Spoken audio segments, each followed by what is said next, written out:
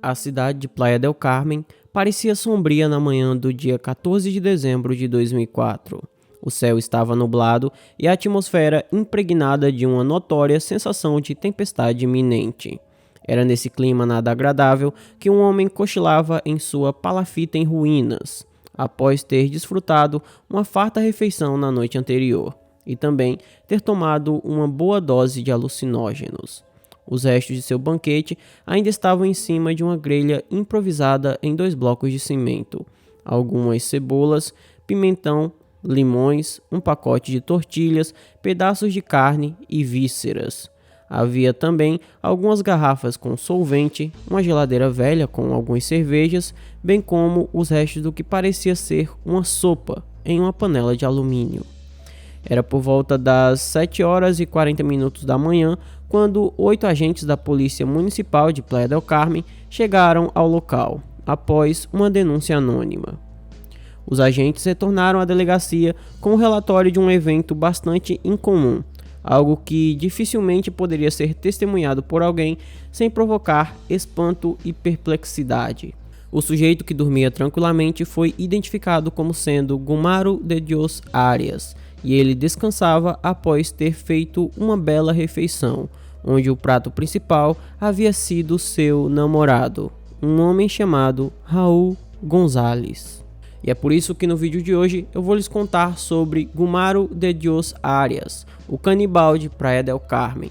Então, se você gosta desse tipo de conteúdo, eu só peço que deixe um like e se inscreva no canal, porque ajuda muito. E se quiser, me siga no meu Instagram, que é esse que aparece na tela. Então, dados os recados, vamos pro caso.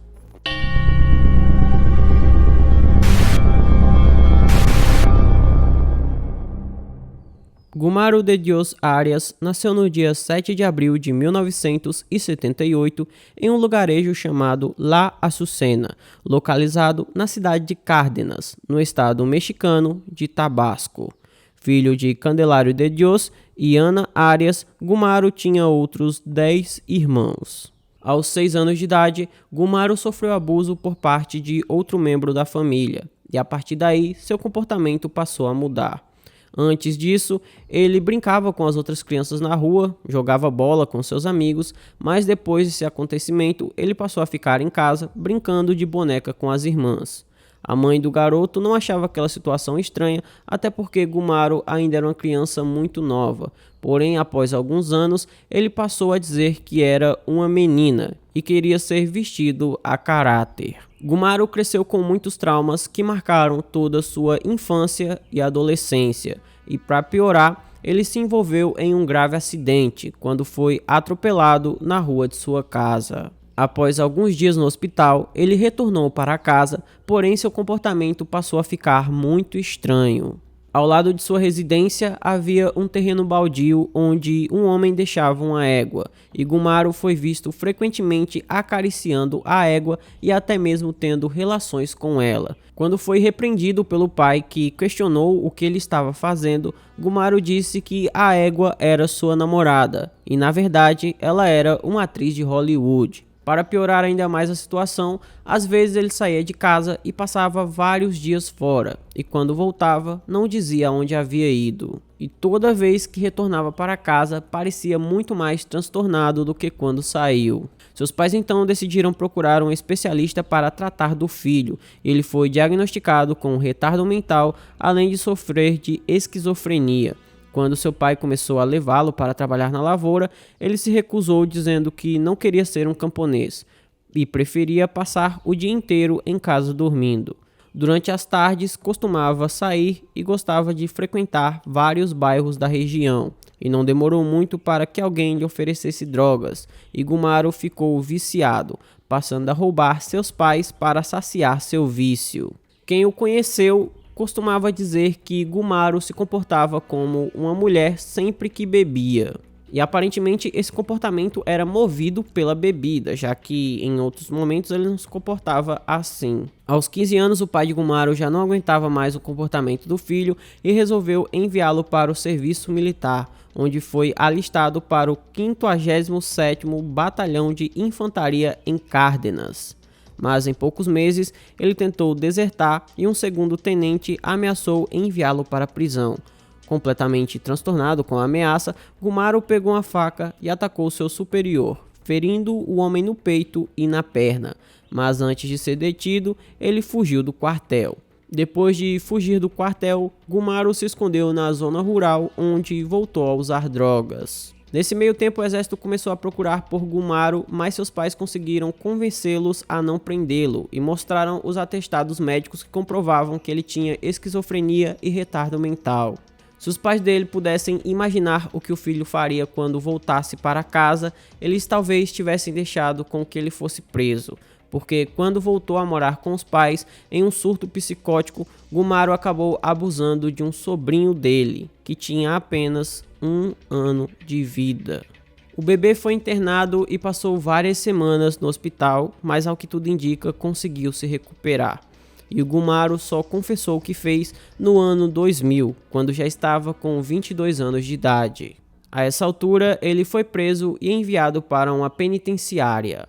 Após ser enviado para a penitenciária, ele foi avaliado por psiquiatras, que atestaram que o homem demonstrava arrependimento e certamente não cometeria o mesmo crime se fosse solto. Então ele estava apto a ter liberdade condicional, o que eu particularmente acho um absurdo.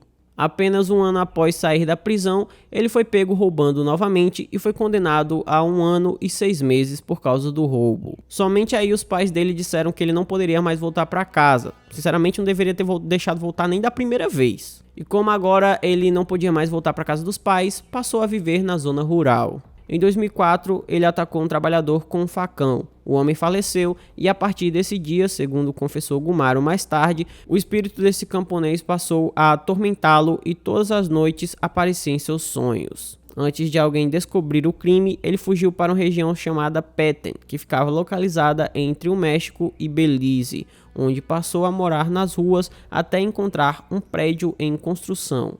No prédio que abrigava outros moradores de rua, ele conheceu um velho que dizia ser a encarnação de um antigo feiticeiro maia. O velho disse a Gumaru que havia profetizado que se ele tirasse a vida de 3 pessoas ao longo de sua vida, poderia viver até os 150 anos. Nesse meio tempo, ele conheceu um jovem de 19 anos chamado Raul González, que era conhecido como El Pelón. Raul disse que também havia fugido do exército após roubar uma arma, e rapidamente os dois se tornaram muito amigos. A amizade deles evoluiu a um ponto que se transformou em amor e eles passaram a ter um relacionamento. Porém, segundo a maioria das fontes, os dois não se declaravam como um casal de namorados. Eles eram apenas melhores amigos que saciavam todas as vontades um do outro. Para terem mais privacidade, eles resolveram se mudar para uma palafita abandonada localizada em Playa del Carmen, numa região pertencente a uma imobiliária encarregada de vender terras do loteamento residencial La Glória. Como nenhum dos dois trabalhava, para sustentar seu vício, eles começaram a roubar turistas que visitavam Playa del Carmen, que é uma cidade litorânea. Algumas casas que eram próximas de onde eles ficavam também foram arrombadas e pessoas foram ameaçadas. Até que no dia 12 de dezembro de 2004, Gumaru escreveu a própria história de terror.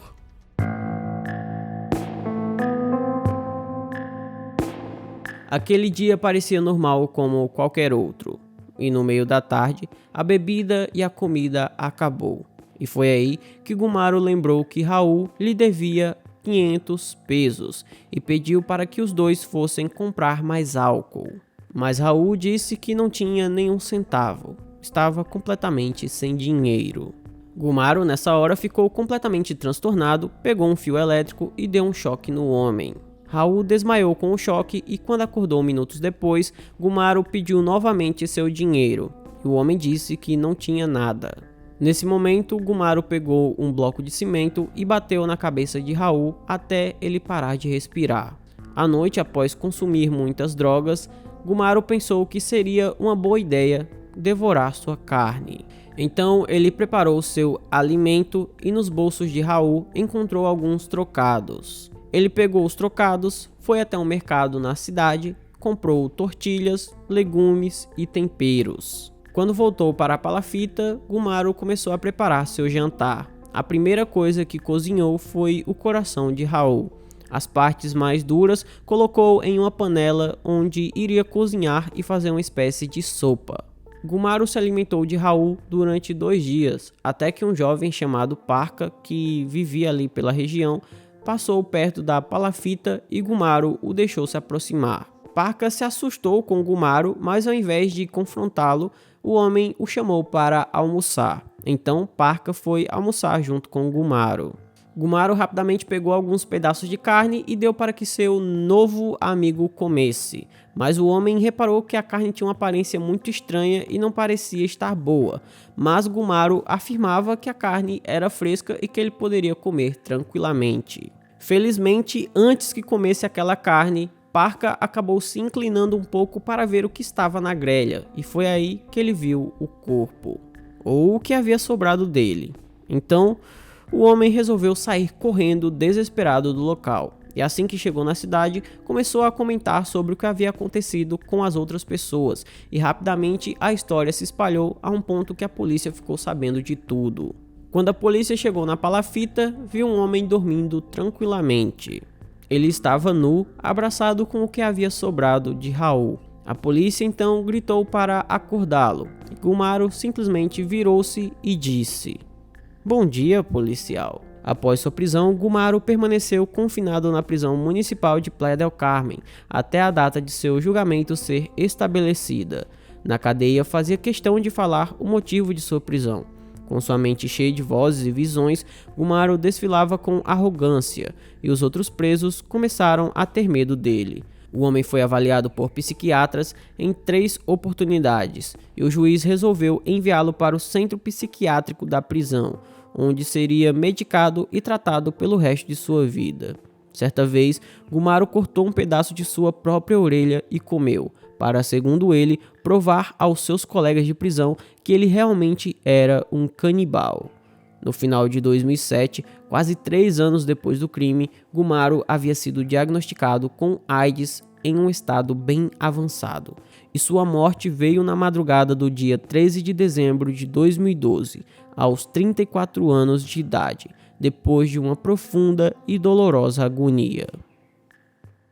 Então esse foi o vídeo de hoje, espero imensamente que vocês tenham gostado da forma como eu narro os casos e nunca do que essas pessoas fazem. Se você gostou, eu só peço que deixe um like, se inscreva no canal, mande para os seus amigos, me siga nas minhas redes sociais. Por hoje é só, até a próxima e tchau!